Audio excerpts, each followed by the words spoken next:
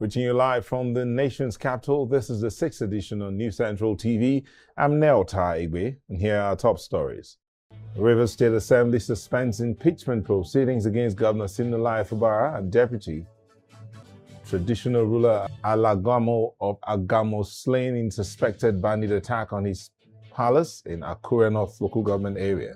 Britain's former Prince Andrew arrested on suspicion of misconduct during his time as trade envoy as investigators continue the Epstein Files case. We'll bring you details in a moment. Just stay with us. The Rivers State House of Assembly has suspended impeachment proceedings against Governor Siminalayi Fubara and his deputy, Ngozi Odu, following the intervention of President Bola Tinubu. The decision was announced during Thursday's sitting in Port Harcourt. The lawmakers had earlier accused the governor of gross misconduct, including unauthorized spending and the demolition of the assembly complex. Previous efforts to remove the executive were stalled by court rulings and political disputes. Officials say the suspension is aimed at easing tensions and restoring stability, with parties now expected to pursue resolution through constitutional and institutional channels. A committee overseeing the All Progressives Congress ward and local government congresses in Delta State has commended party members for the peaceful and orderly conduct of the exercise. Now, Secretary to the committee, Simon Atigwe, gave the commendation while addressing journalists at Ward 10 in Oshimili South local government area after monitoring the congresses across the 3 senatorial district. They described the process as smooth, calm, and well coordinated. Earlier, Delta APC Chairman Elder Omeni Sobotea told members of the monitoring committee that the party had achieved about 95% integration and alignment since April 25, 2025, when Governor Sheriff Oboroi defected to the APC and assumed leadership of the party in the state. To announce that from what we have seen, everything is peaceful. Everything is peaceful. We have not seen a crisis anywhere.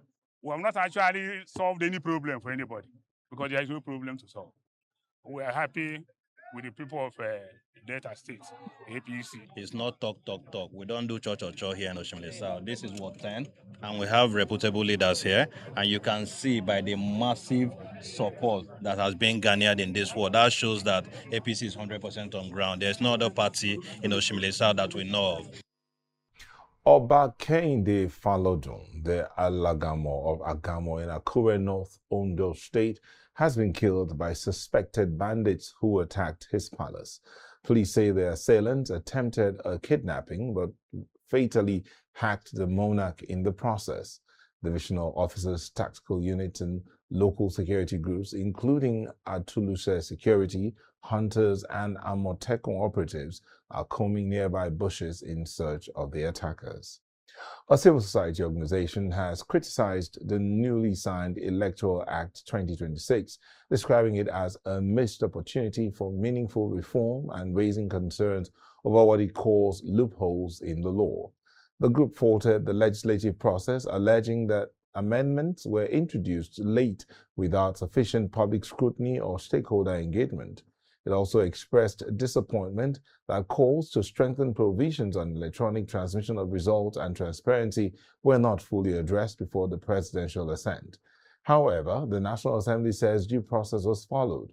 The spokesperson, Aki Rotimi, maintains that the National Assembly adhered to its parliamentary rules and procedures throughout the consideration and passage of the bill. When reforms are rushed, considered without scrutiny, or consolidated without scrutiny, and adopted without full disclosure, public confidence inevitably erodes. This approach does not reflect deliberative lawmaking.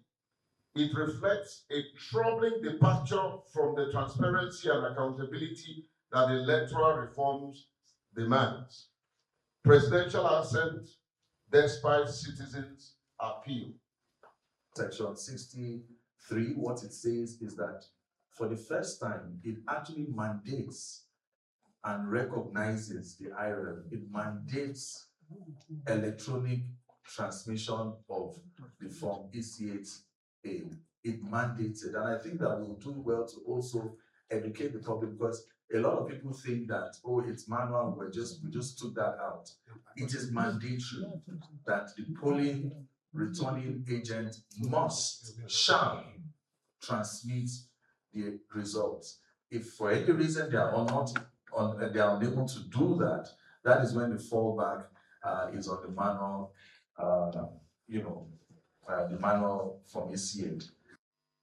Some people will say interesting times. Now that the Electoral Act 2026 is law, there are certain things that need to be understood. The National Assembly passed the 2026 Amended Electoral Act on February the 17th, mandating electronic result transmission. The new law compresses timelines, tightens voter ID requirements, and increases penalties. The 2026 Act reduces election notice to 300 days. Funding must reach INEC 6 months pre-election, with compressed windows for candidate submission and publication.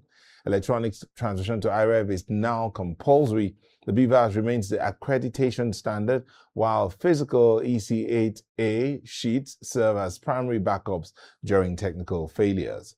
Registration is limited to NIN passports as a national passport or birth certificate. While PVCs are mandatory, voters can now download their cards online to prevent disenfranchisement. Indirect primaries are abolished completely, leaving only direct primaries and consensus candidature. Now, parties retain the autonomy over these modes, though internal guidelines can now regulate direct primaries. The amended law introduces a tougher stance on misconduct. Statutory fines and custodial sentences for electoral offences have been adjusted upward from the 2022 standards. I'm now being joined by Liboros Oshoma, a legal practitioner and public affairs analyst. Thank you for joining us. My pleasure. Some will say the lawyers will now have a field day when litigations begin after the 2027 elections. I don't think based so. on this new law. I don't think so, because would always what they have done is to create a lacuna for lawyers not to challenge the process. Rather, I don't understand. yes, because a lacuna for lawyers not to challenge the process. Because ordinarily, every law, you would say most laws create provisos. But our problem here is when our provisos create opportunity for human interference.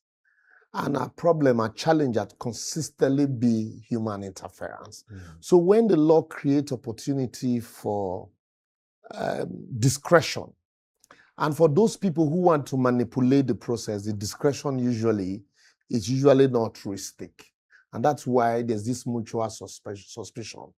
The politicians don't trust themselves, the people don't trust the politicians. You remember, every amendment is to cure a defect associated with the previous election. And that was why in 2002, we had an amendment for the 2003 election. In 2006, we had an amendment for the 2007 election to cure the defect that were noticeable in the conduct of the previous election. And then because of that Morris's election that failed woefully, in 2010, before the 2011 election, there was an amendment to cure all of those dumping of ballot boxes in the bush. Then came Jega, and Jega said, you know what, we need card readers, we need technology. And there was another amendment. And no, there was none. You remember, there was an attempt to amend in 2015 that didn't see the light of the day because of this consistent mutual suspicion. And then the issue of card reader, what you call BVAS now, was known as card readers then. And some persons who today are the proponent of there must be electronic transmission of results, who were in government then, opposed the use of card readers on the ground that it was not part of our electoral laws and it was not part of our constitution. And even though it was deployed for election accreditation at the end of the day, in the case of Wike and the Dakuku Peter side and Umana and INEC, the Supreme Court ruled that for overvoting, you cannot be using card readers to reckon with overvoting because at that time, it was not part of our electoral process. It was not in our laws.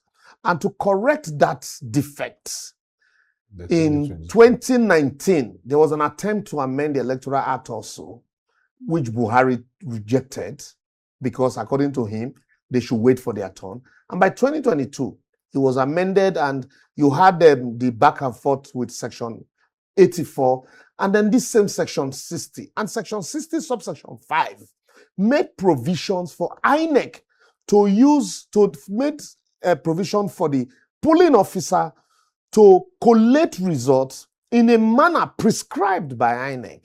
And what did the Supreme Court say?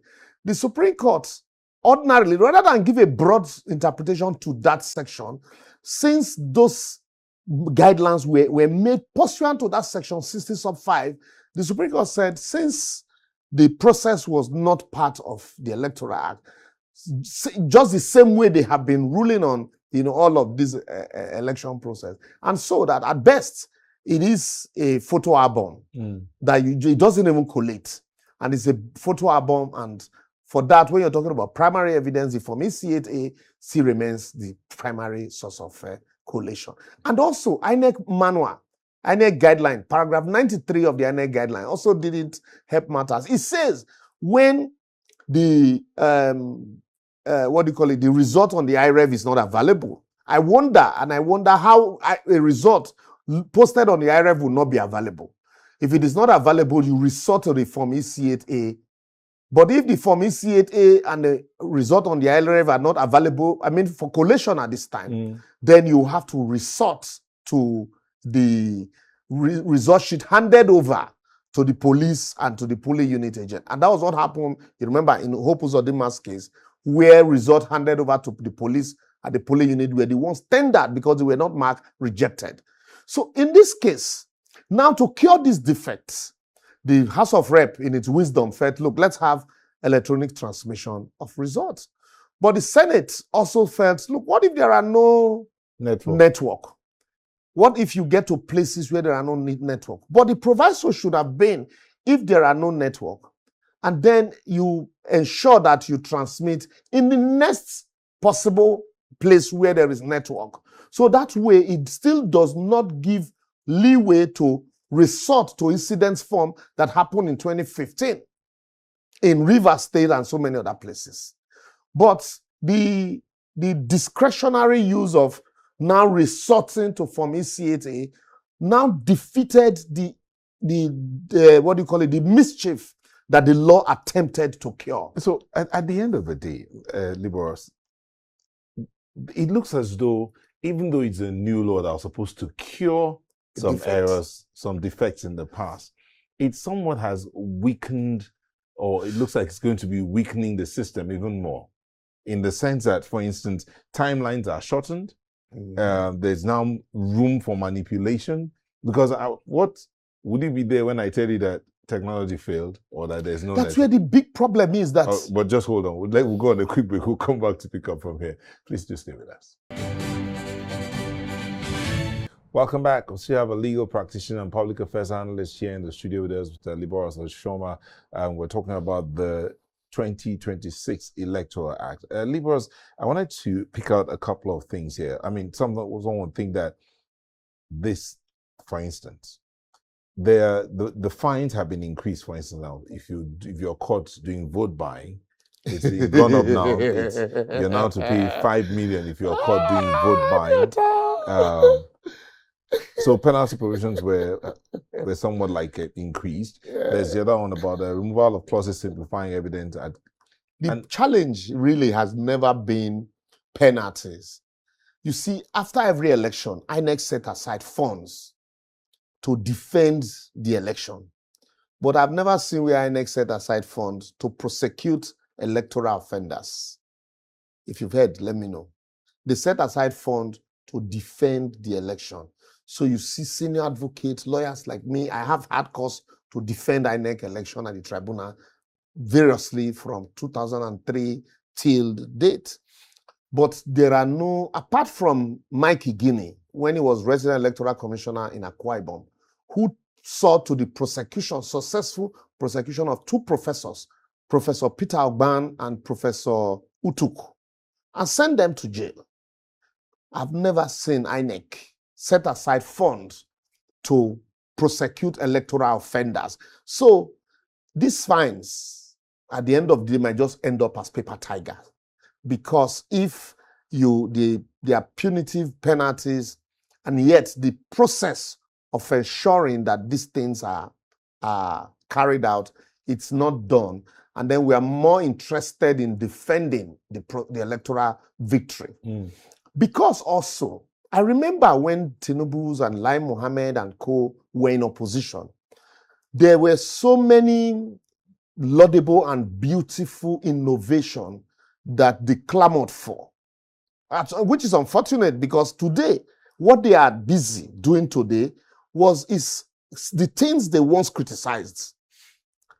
And also, when they were in opposition, those people who are insisting today that the right thing must be done were those in opposition in government then who insisted that no, it wouldn't be so. Today, the tables have turned.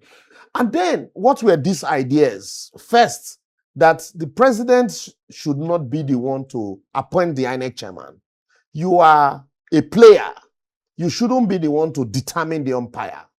That's one. Secondly, that the presumption of correctness in favor of INEC should not be in favor of INEC, because when you say, if INEC manipulate the process to the answer, like what is called wuru to the answer in our local parlance, and at the end of the day, results are announced.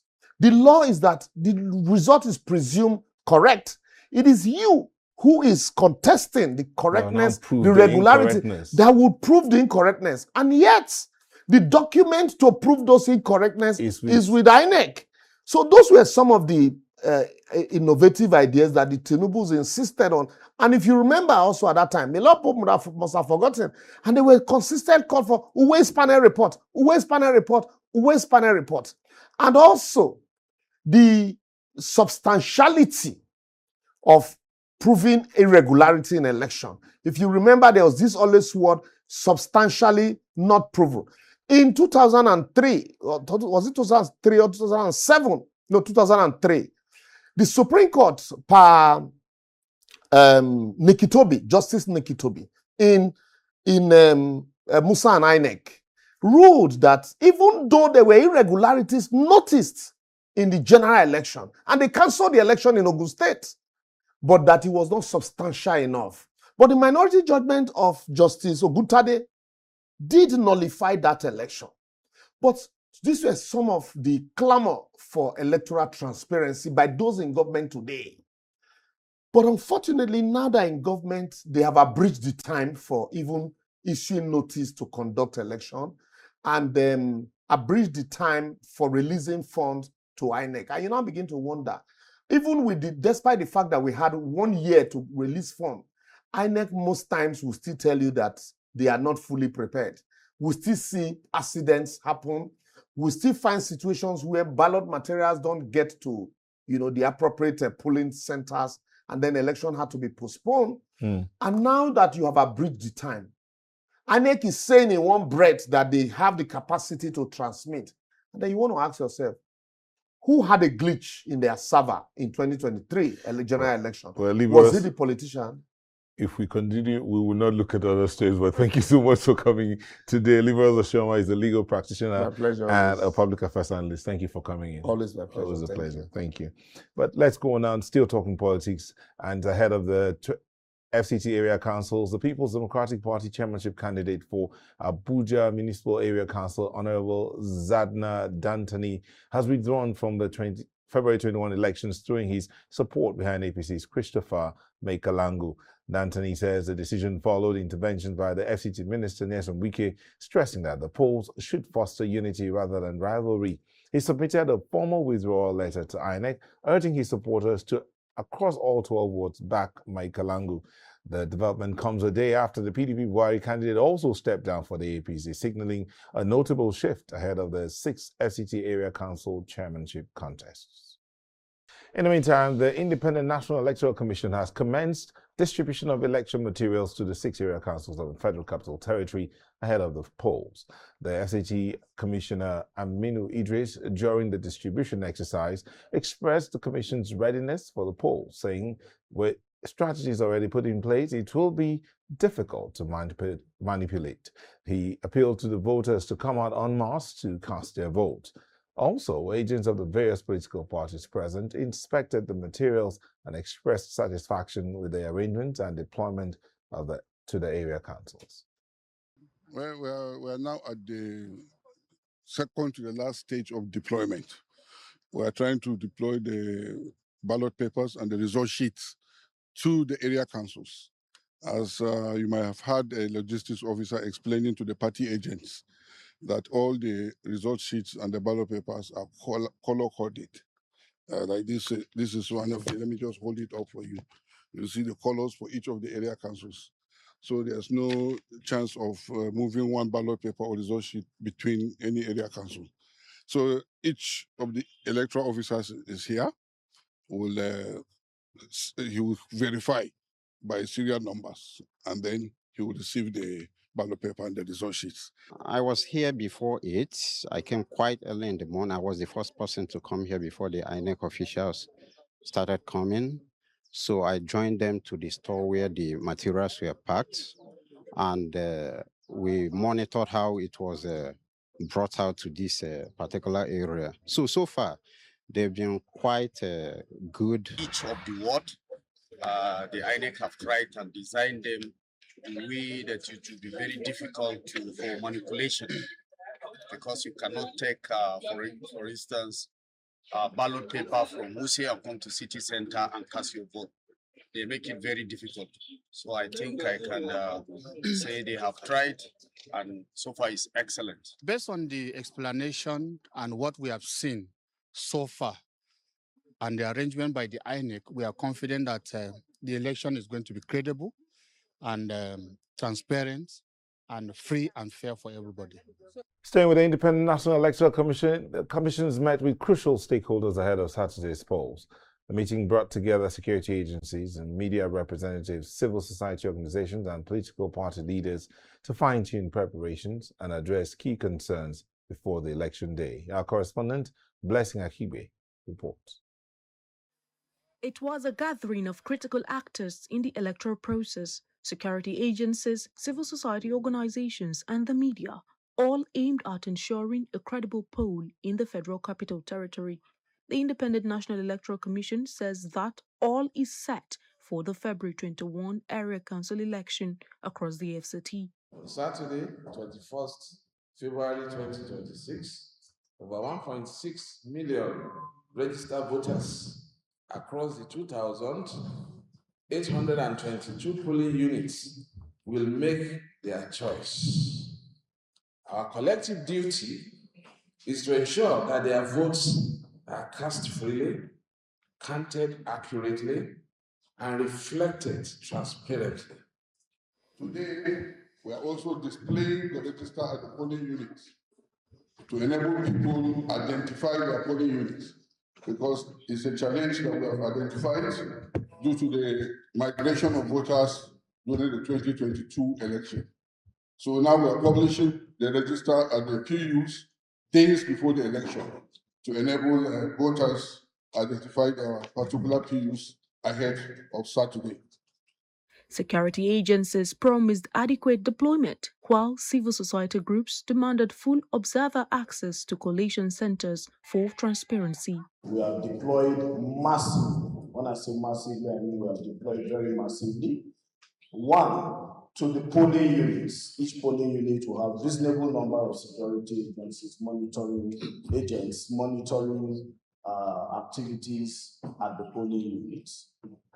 We will work together with INEC to have the materials deployed to those locations on that day. Grant access to accredited observers and party agents to the ward collation centers, because that's what the guidelines and the law says. When you prevent people from accessing the ward collation centers, it creates room for suspicion.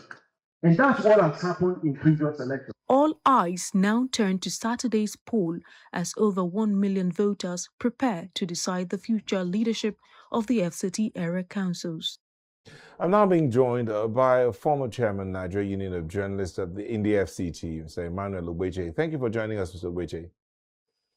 Thank you very much for this opportunity. So it's just barely 24 hours before the area council polls. Do you think, from what you've seen on ground, well, INEC has said they are ready. What, in your opinion, do you think the voters are ready to go to the polls? Well, one would imagine that all parties are ready, and but over the past 24 hours, there seemed to be some sort of doubt as to the elections, even though the Electoral Act or the amended Electoral Act that was signed by President Bola Ahmed Tinubu isn't being used in this election. Feelers are that some voters are beginning to express doubt if actually they should come out.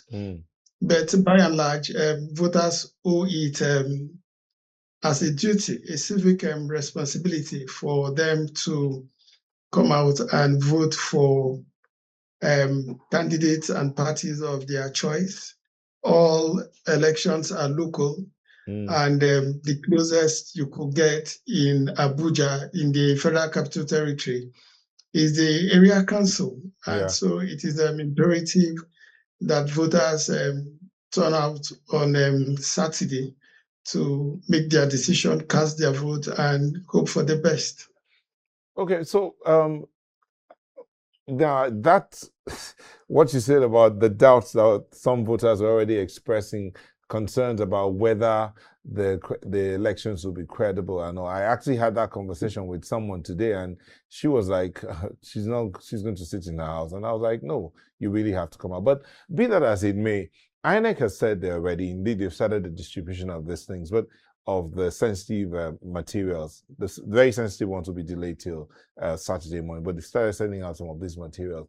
In terms of like, yes, they're using the 2022 Electoral Act. Do you think, with the kind of posturing we're seeing from some of those candidates of the various political parties, the candidate for the PDP in AMAC, for instance, for the AMAC seat, stepped down. Another candidate for, I think, the AA, African Alliance Party, also stepped down for another person. What do you think is playing out here? Are we seeing the same thing that played out among the states where people are porting, decamping to the APC? Is that what's playing out here? In Nigeria, our kind of politics is very unique, it's very peculiar. You can't find this breed of politicking anywhere, where barely 48 hours to an election, you find candidates stepping down for opposition political parties. Let's move on now real quick. The Nigerian Revenue Service says it will begin monitoring companies with annual turnovers of 5 billion or more to ensure compliance with its electronic invoicing initiative, setting the second quarter of 2026 as the final deadline. Project manager for e-invoicing at the NRS, Mohammed Barr, said this during the agency's compliance workshop and stakeholder engagement in Abuja. He said several service providers have already been accredited to support implementation. Bawa added that the NRS has strengthened its infrastructure to address connectivity and other operational challenges. With respect to infrastructure, the NRS is fully ready. We have bought additional servers, right, to ensure that to address connectivity issues, data storage issues, all that, and we'll continue to do that. And that's why we're first out the implementation, right? So we don't expect all taxpayers to comply at the same time. So as we continue to implement, more taxpayers are joining, and we will continue to improve the system, increase the capacity, right? Address some of these challenges until we arrive at our destination. This will also be protecting the average Nigerian of multiple taxes, because in this particular case, as you are imputing and processing, right, you're actually getting a notification saying exactly what you have paid for and documenting that process as well. It was a techie conversation at the 2026 Lagos Tech Fest. Industry leaders, investors, and innovators discussed opportunities, challenges, and the future of the continent's digital economy. Placidia Igwe-Kulie reports. Capitalists, startup founders, Policymakers and tech executives from across Africa and beyond gathered for the 6th edition of Lagos Tech Fest. The event served as a platform for debates on innovation, investment, and growth of Africa's digital economy. Some companies don't, they undermine the importance of transparency, right? As much as people want to grow globally and all of that, a lot of companies should pay attention in what happens back end. Do you understand? Being transparent. A session themed The Relentless Need for Exits in Africa noted that while startup creation and funding are rising, the continent still faces gaps in exit opportunities. Panelists stressed that scalable, innovative solutions to uniquely African problems are key to attracting long-term investment.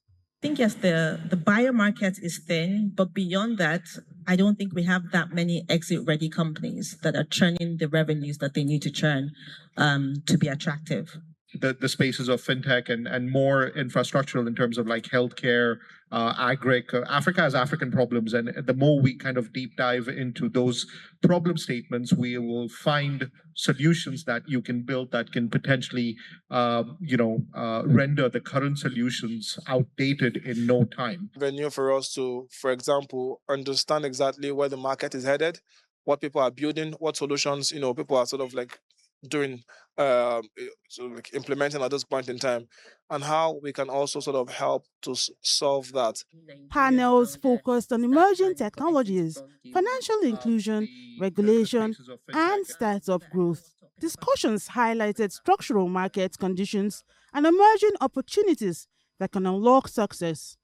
As a founder, I'm aware that I need to build in a sustainable manner, so I'm not going to cut corners when it comes to compliance or regulatory requirements, because I know that I'm building to scale. Small and medium enterprises don't have financing, all right? And without the lack of resources, it enables them not to be as efficient as they require.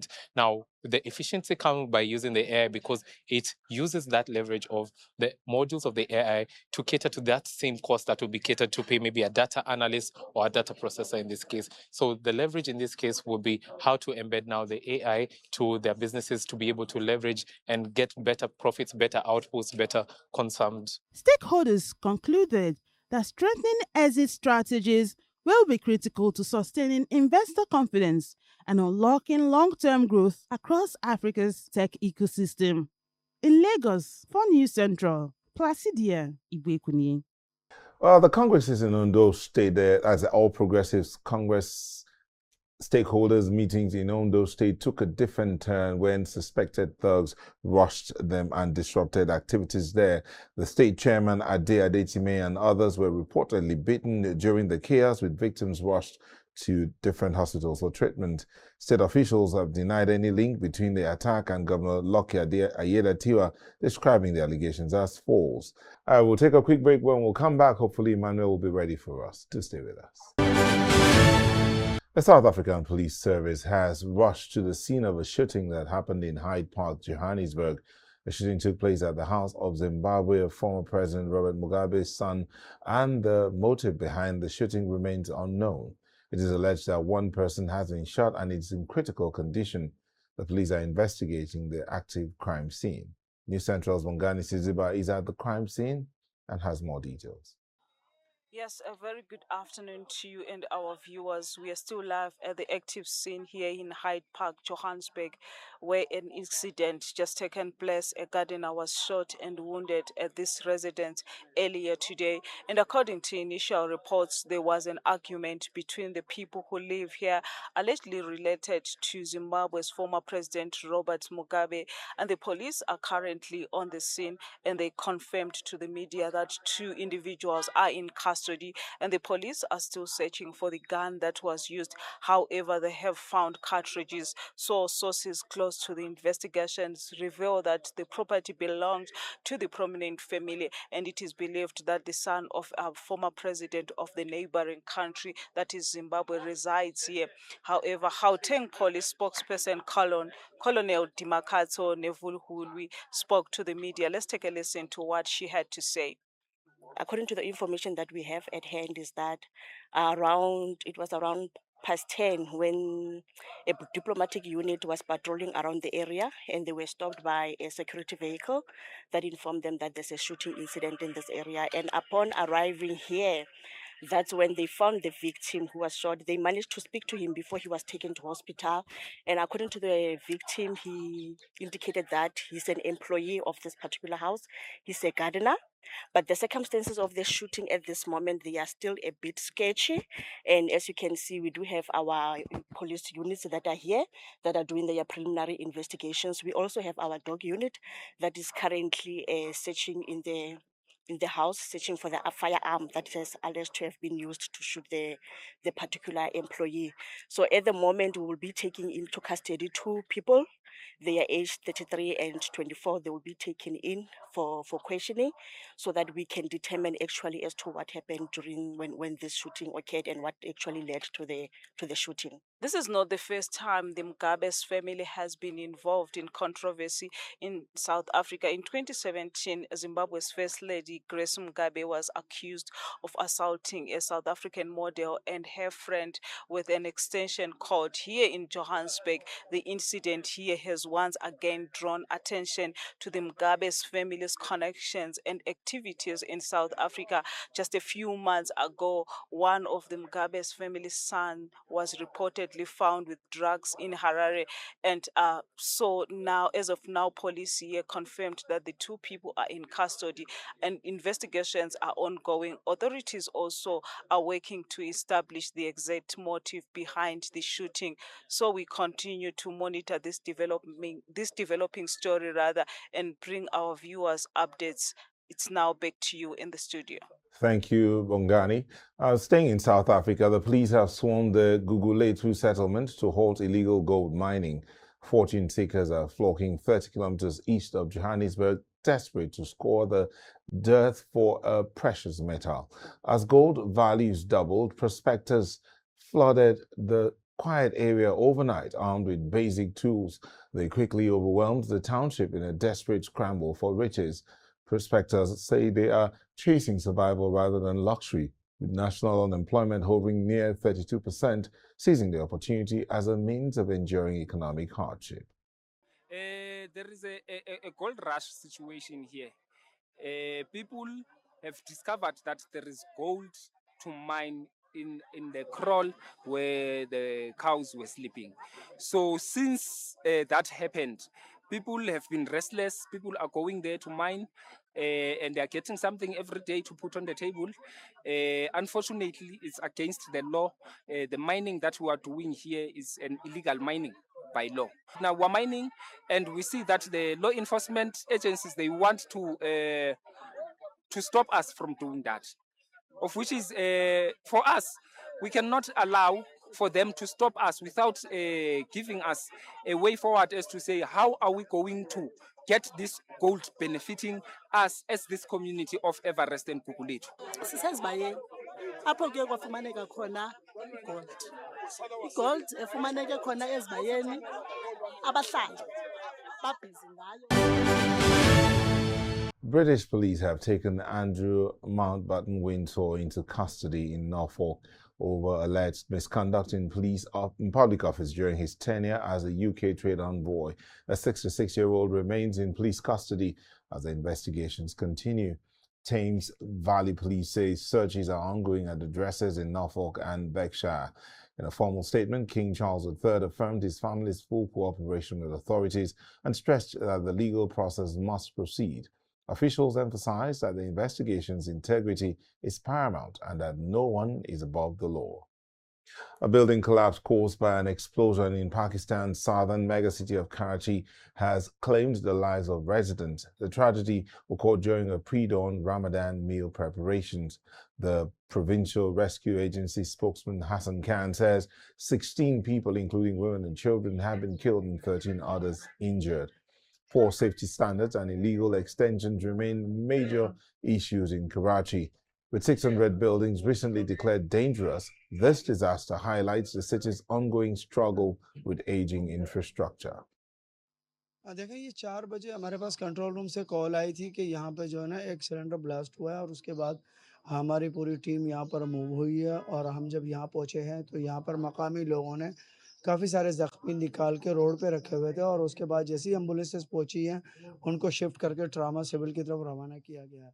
Mark Zuckerberg exited a Los Angeles courthouse on Wednesday after testifying in a landmark case over tech addiction involving Meta and YouTube. Zuckerberg acknowledged Meta was slow to identify underage Instagram users, while lawyers argued that the platform's design deliberately kept children highly engaged.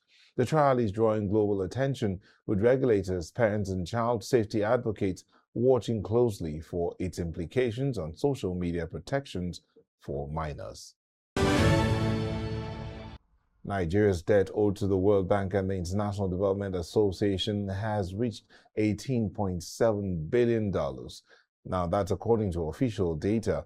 This represents cumulative borrowing for development programs spanning infrastructure, health, education, agriculture, and social services. Analysts say the rise reflects Nigeria's continued reliance on concessional financing to support growth and critical reforms, even as broader public debt remains elevated. The World Bank IDA financing typically comes with low interest rates and long maturities, offering relief compared with commercial debt. Authorities are monitoring sustainability as Nigeria balances development needs with fiscal pressures. That's it on 6th edition for today, but just before we go, let's look at the headlines again. River State House of Assembly has suspended its impeachment proceedings against Governor Siminalayi Fubara and Deputy. We also told you that a traditional ruler, Alagamo of Agamos, was slain in suspected bandit attack in his palace in Akure North Local Council area. And Britain's former Prince Andrew is arrested on suspicion of misconduct during his time as trade envoy. Let's hear from you. Do send us your comments and eyewitness reports to the WhatsApp number showing on your screen. We'd like you to follow us on social media as well. We are at News Central TV on all the platforms. You can watch News Central live on DSTV, channel 422, GoTV, channel 23, Star Times, channel 274, Avo TV, and YouTube. Many thanks for watching. Do remember you have a right to exercise your vote this weekend in the FCT. We'll see you again tomorrow. Bye.